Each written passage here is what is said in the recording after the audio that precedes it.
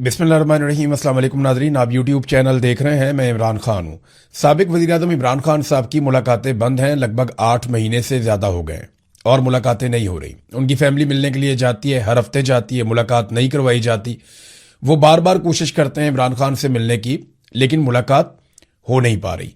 अब ये मामला अदालत में गए और एक मरतबा नहीं, कई मरतबा गए, बार बार अदालतों में गए, लगभग सैकड़ों मरतबा अदालत में गए पाकिस्तान तहरीके इंसाफ के लोग और इमरान खान साहब की फैमिली, उनके वकला और बहुत सारे लोग अदालतों में जाते रहे, लेकिन इसके बावजूद इमरान खान साहब से मुलाकातें नहीं खोली गई। अब हाई कोर्ट ने एक ऑर्डर दे दिया था, लार्जर बेंच ने ऑर्डर दिया था, तो सब ये समझ रहे थे कि मुलाकात हो जाएगी, फिर भी इमरान खान साहब की मुलाकात नहीं करवाई गई। ये मामला चला गया सुप्रीम कोर्ट ऑफ पाकिस्तान में। जब ये मामला सुप्रीम कोर्ट ऑफ पाकिस्तान में गया तो सबको लगा कि शायद अब सुप्रीम कोर्ट के अंदर जो है वो जजेस गुस्सा दिखाएंगे या जजेस ये कहेंगे कि ये तो बड़ी सख्त ज्यादती है कि अदालती अहकामात की खिलाफ वर्जी की जा रही है और तौहीन अदालत की जा रही है, तो वो मुलाकात के लिए हुक्म जारी करेंगे। तो ये मामला इमरान खान साहब का आज के दिन के लिए लगा हुआ था सुप्रीम कोर्ट ऑफ पाकिस्तान में, और ये जस्टिस मोहम्मद अली मजहर ये इस मामले को सुन रहे थे। 3 रुकनी बेंच था और ऐसा लगता था कि चीजों को सुना जाएगा, लेकिन वो टेक्निकल चीजों के पीछे छुप गए। किसी एक जज ने भी इतनी जुर्रत और हिम्मत नहीं की सुप्रीम कोर्ट ऑफ पाकिस्तान के जजेस में से कि वो ये सवाल पूछ लेते कि भाई एक आदमी की आपने मुलाकातें क्यों बंद कर दी हैं, किस कानून के तहत बंद कर दी हैं, और अदालती अहकामात के बावजूद आप मुलाकातें क्यों नहीं करवा रहे। बल्कि ये हुक्म भी जारी किया जा सकता था कि आप फौरी तौर पर मुलाकात करवाएं और रिपोर्ट भी हमारे पास लेकर आए। वो ये करने की बजाय टेक्निकल चीजों के पीछे छुप गए, और जो 3 रुकनी बेंच है वो अल्लाह अल्लाह करके तो केस लगा था। सारे इंतजार कर रहे थे कि केस लगेगा, लेकिन एक मरतबा भी नहीं पूछा कि जनाब ये 8 महीने से 7 महीने से आपने जो मुलाकातें बंद की हुई हैं इसकी वजह बता दें कि ये मुलाकातें क्यों बंद की हुई हैं, या कोई रीजन तो हमारे सामने रखें। 3 हफ्ते का नोटिस दे दिया हुकूमत ने, उनसे कहा जी हमें 4 हफ्ते का नोटिस चाहिए, इन्होंने 3 हफ्ते का नोटिस दे दिया कि जी 3 हफ्ते के बाद दोबारा आए और वजह बताएं कि इमरान खान की मुलाकात उनकी फैमिली से, उनके वकला से, उनके डॉक्टरों से क्यों नहीं करवाई जा रही। आप अंदाजा करें कि यह है सुप्रीम कोर्ट ऑफ पाकिस्तान की हालत, जहां पे जजेस बोलने से डरते हैं, जहां पे जजेस सवाल उठाने से डरते हैं। आप अंदाजा कीजिए वो सहाफी कितने बहादुर होंगे जो अभी भी सवाल उठा रहे हैं। जहां सुप्रीम कोर्ट के जजेस सवालात उठाने से डर रहे हैं, वहां पे आम लोग सवाल उठाते हैं, फिर उन्हें निशाने इबरत बनाया जाता है, पूरे सिस्टम को यरगमाल बनाया गया है। तो अब 3 हफ्ते का टाइम दे दिया गया, और तीनों जजेस ने, यानी जिसमें जस्टिस मुसर्रत हलाली साहिबा थी, जस्टिस शाहिद बिलाल साहब थे और जस्टिस मोहम्मद अली मजहर। अब ये तो हीरे हैं बहुत बड़े बड़े ये जजेस, जिनको यही समझ नहीं आई कि एक आदमी की, और पूरे पाकिस्तान में नहीं पूरी दुनिया में ये खबर चल रही है, आलमी सतह पर खबर चल रही है, और 3 हफ्ते का मजीद टाइम देकर इन्होंने भिजवा दिया। पंजाब की हुकूमत ने और वफाकी हुकूमत ने मुलाकातों के खिलाफ बात की है, उन्होंने मुखालफत की है। यानी ये बात आपने सिर्फ रिकॉर्ड पे रखनी है कि पंजाब में मरियम नवाज की और नवाज शरीफ की हुकूमत है, वफाक में नवाज शरीफ और शहबाज शरीफ की पीपल्स पार्टी के साथ यानी जरदारी के साथ मिलकर हुकूमत है। और इन दोनों हुकूमतों ने यानी पीपल्स पार्टी और PMLN ने यह मौक़िफ़ इख्तियार किया सुप्रीम कोर्ट ऑफ पाकिस्तान में कि हम मुखालफत करते हैं इस बात की कि इमरान खान साहब की उनकी फैमिली से, वकला से, डॉक्टरों से मुलाकात करवाई जाए। बस ये मैंने सिर्फ रिकॉर्ड पे रखने के लिए कहा है, और मैं अपनी टीम से भी कहूंगा कि ये क्लिप आज की तारीख के साथ काट के रख लें, क्योंकि ये इंसिडेंट हुआ है 20 जुलाई 2026 को। तो कल को कोई ये ना कहे कि जनाब हमारी मुलाकात नहीं हो रही। तो इमरान खान की मुलाकात बड़े लंबे अरसे से नहीं हो रही, और आज मुखालफत की है वफाकी हुकूमत ने और सूबाई हुकूमत ने भी। तो ये सिर्फ रिकॉर्ड पे रखने के लिए है, ताकि कल को जब ये रोएं, पिटें, चीखें मारें, तो इनको ये दिखाया जा सके कि जनाब ये देखिए आपने ये किया था। नाज़रीन, जजेस इंसाफ क्यों नहीं देते, इसके पीछे रीजंस है ना। जो भी इंसाफ नहीं देता या पाकिस्तान तहरीके इंसाफ को कुचलने में, इमरान खान साहब को, उनकी फैमिली को परेशान करने में, उनको सजाएं देने में, उनको जेलों में रखने में अपना किरदार अदा करता है, ये सिस्टम उसे नवाजता है। आप सहाफियों में देख लीजिए, वकला में देख लीजिए, ब्यूरोक्रेसी में देख लीजिए, जो जितना ज्यादा इमरान खान से लड़ा है पाकिस्तान के मिलिट्री एस्टेब्लिशमेंट के जर्नैलों ने, उतना ही ज्यादा सिस्टम के जरिए उसे नवाजा है। मिसाल के तौर पे अभी 3 जजेस आए हैं, इस्लामाबाद हाई कोर्ट में नए जजेस लाए गए हैं और उसके लिए जो इजलास हुआ उसमें 3 जजेस के नाम फाइनल किए गए। इनमें से जो एक जज हैं वो शाहरुख अर्जुमंद है जिन्हें लाया गया है। ये शाहरुख अर्जुमंद वो साहब हैं जिन्होंने बतौर जज, यानी अब निचली कोर्ट में जब ये जज थे इनको लाया गया हाई कोर्ट में, तो इन्होंने इमरान खान साहब को और उनकी अहलिया बुशरा बीबी को तोशाखाना 2 केस में सजा सुनाई थी। तो देखें कैसा इनाम मिला, अब हाई कोर्ट के जज बन गए। उमैर मजीद मलिक साहब, ये वो वकील साहब हैं जो तोशाखाना का जो एक केस था इमरान खान साहब के ऊपर, उसमें एफआईए की जानिब से बतौर प्रोसिक्यूटर पेश होते रहे हैं। यानी ये भी इमरान खान साहब के खिलाफ मुआवनत कर चुके हैं मौजूदा हुकूमत की और एस्टेब्लिशमेंट की, लिहाजा इन्हें भी नवाजा गया, ये भी बन गए हाई कोर्ट के जज। फिर एक अयाज शौकत साहब हैं, ये एडवोकेट जनरल इस्लामाबाद में रहे हाई कोर्ट में, तो फिर इन्हें भी बना दिया गया। तो जो जो इमरान खान के खिलाफ जाएगा या उसके खिलाफ खड़ा होगा उसको ये सिस्टम नवाजता है, क्योंकि आसिम मुनीर साहब को ऐसा लगता है कि उन्हें बहुत बड़े पैमाने पे हिमायत चाहिए, उन्हें सिस्टम के अंदर हर जगह अपने लोग चाहिए और खास तौर पे वो लोग चाहिए जिन्होंने इमरान खान के खिलाफ डिलीवर किया हुआ हो।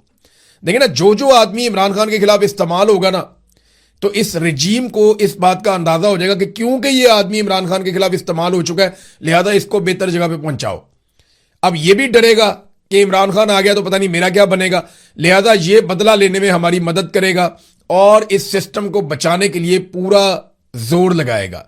इसलिए ऐसे सारे हीरे इकट्ठे किए जाते हैं जो एंटी इमरान, पूरा निजाम जो है ना इस वक्त पाकिस्तान का खड़ा बुग़्ज़े इमरान में, पूरा निजाम पाकिस्तान का इस वक्त खड़ा है एंटी इमरान लोगों को इकट्ठा करके, और इनके पांव जमीन पे नहीं है, ना इनकी कोई जड़ है, ये एक झटके में सारे के सारे गिर जाएंगे और आप इन्हें गिरता हुआ देखेंगे।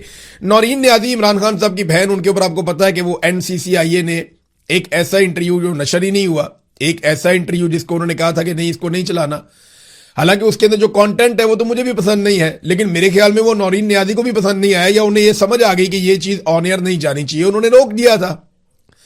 और कंटेंट के हवाले से मैं आपको बताऊं, मोदी के साथ दोस्ती को इतनी बुरी बात तो नहीं है। नवाज शरीफ साहब अपने घर में लेकर आए अपनी सालगिरह वाले दिन, नवाज शरीफ अपनी घर की एक शादी के अंदर मोदी को लेकर आए। यहां मरियम नवाज यहां से उन्हें तोहफे भेजती हैं, वो वहां से इन्हें तोहफे भेजते हैं, वहां से साड़ियां आती हैं, सामान आता है, कपड़े आते हैं, यहां से मैंगोज जाते हैं, ये भी यहां से गिफ्ट भेजते हैं। तो नवाज शरीफ के जो ताल्लुकात हैं मोदी के साथ वो ढके छुपे तो नहीं है और पाकिस्तान की एस्टेब्लिशमेंट इसे बहुत पसंद भी करती है। तो जर्नैलों को तकलीफ क्या हो गई जब उन्होंने ये कह दिया कि जनाब मोदी के साथ इनके ताल्लुकात है। देखिए, ये तो इंडिया का जो अपना उनका वज़ीर खारजा, वो ये कह चुका है कि हमने जब हमला करना था हमने पाकिस्तान को पहले आगाह कर दिया था, पाकिस्तान ने मदारिस खाली करवा लिए थे, उसके बाद हमने वहां पे मिसाइल मारे हैं। तो नौरीन तो यही कह रही हैं कि ये तो इनका आपस में ताल्लुक था, इनको पता था एक दूसरे क्या करने जा रहे हैं। वो तो बाद में अल्लाह भला करे एयरफोर्स का जब इंडिया हद से आगे गुजर गया तो पाकिस्तान की एयरफोर्स ने इंडिया के तैयारे गिरा दिए। अब एयरफोर्स किसी भी सूरत में किसी भी हैसियत में आर्मी चीफ के अंडर आती ही नहीं है। आपको पता है आईनी और कानूनी हैसियत में एयरफोर्स आर्मी चीफ के अंडर नहीं होती, वो ज्वाइंट चीफ ऑफ स्टाफ के अंडर होती है। आर्मी चीफ के अंडर सिर्फ और सिर्फ बर्री फौज होती है।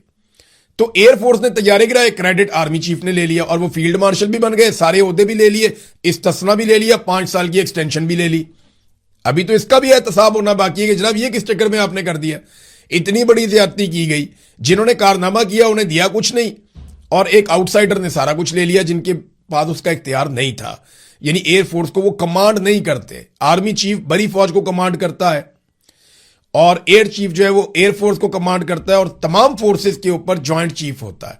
और आसिम मुनीर साहब ज्वाइंट चीफ नहीं थे।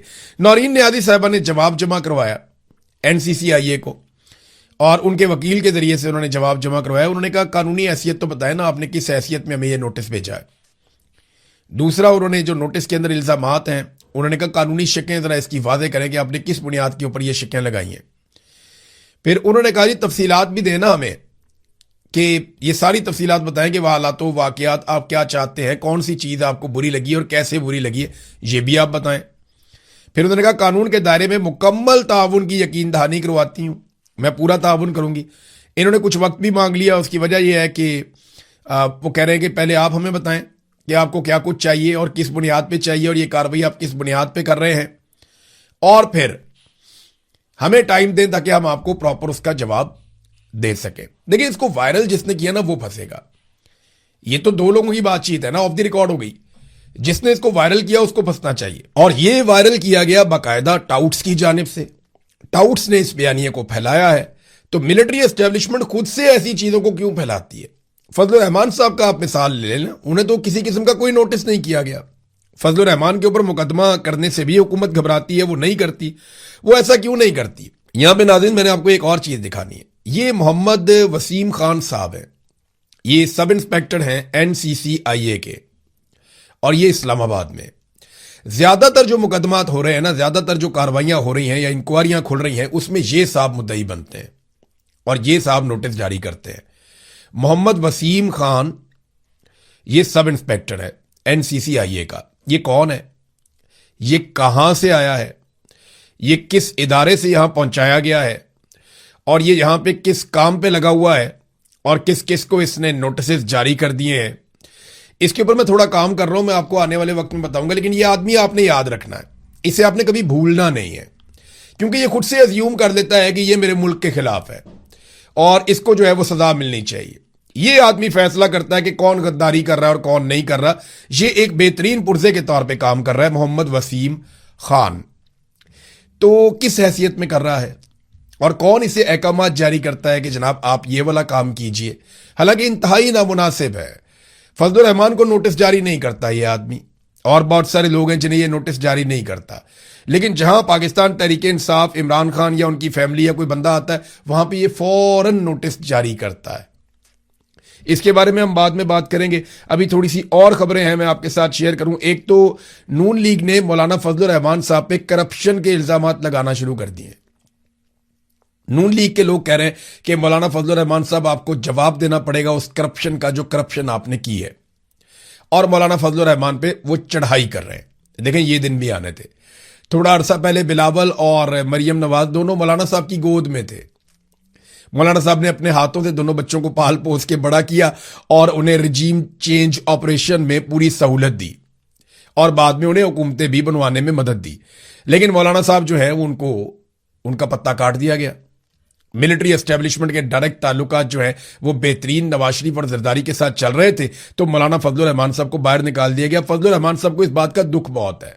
अब वो पुराने गिले शिकवे भी कर रहे हैं। कारगिल की लड़ाई का मौलाना साहब ने गिला किया, तो मौलाना साहब को याद नहीं है शायद कि कारगिल परवेज मुशर्रफ ने की थी वो घटिया हरकत, जब नवाज शरीफ ने कहा कि इसने मेरी पीठ में छुरा घोंपा है और ये मुजाहिद बनाकर फौजियों को ले गया है कारगिल के पहाड़ों पे, और ये मानता ही नहीं है कि वो इसके फौजी हैं। और वहां पे सैकड़ों लाशें पड़ी हुई थी, मैयतें फौजियों की शोहदा की पड़ी हुई थी, उसको उठाने के लिए तैयार नहीं था और इंडिया ने अमानतन दफनाया था। फजलुर रहमान ने यह कहानी तो सुनाई, लेकिन फजलुर रहमान ने यह नहीं बताया कि उसी जर्नैल को बाद में फजलुर रहमान ने बहुत सपोर्ट किया। उसी जर्नैल ने फजलुर रहमान को खैबर पख्तूनख्वा में हुकूमत भी बना कर दी।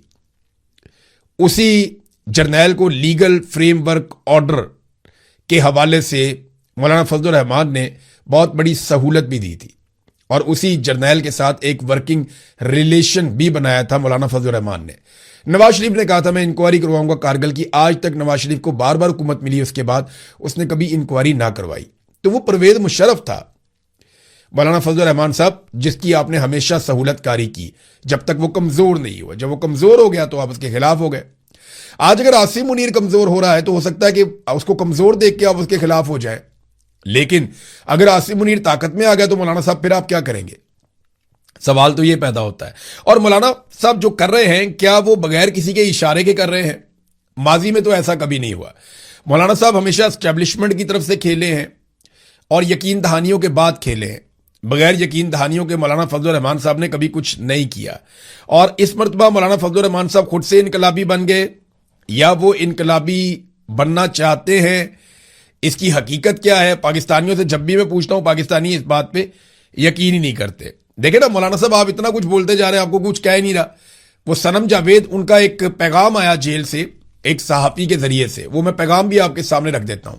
एक जर्नलिस्ट है मैं अभी नाम लूंगा, उनके लिए प्रॉब्लम हो जाएगा, लेकिन सनम जावेद ने उनके जरिए से मुझ तक एक पैगाम पहुंचाया, उनके बहुत करीबी सोर्सेज ने।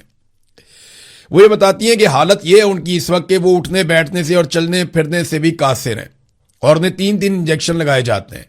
वो इंतहाई तकलीफ में है और डॉक्टर और अमला उन्हें चेक करने के लिए नहीं आता। उन्हें अस्पताल जो जेल के अंदर है वहां पे बुलवाया जाता है, वो उन्हें चेक करने के लिए भी नहीं आते जब वो तकलीफ में मुब्तला होती हैं।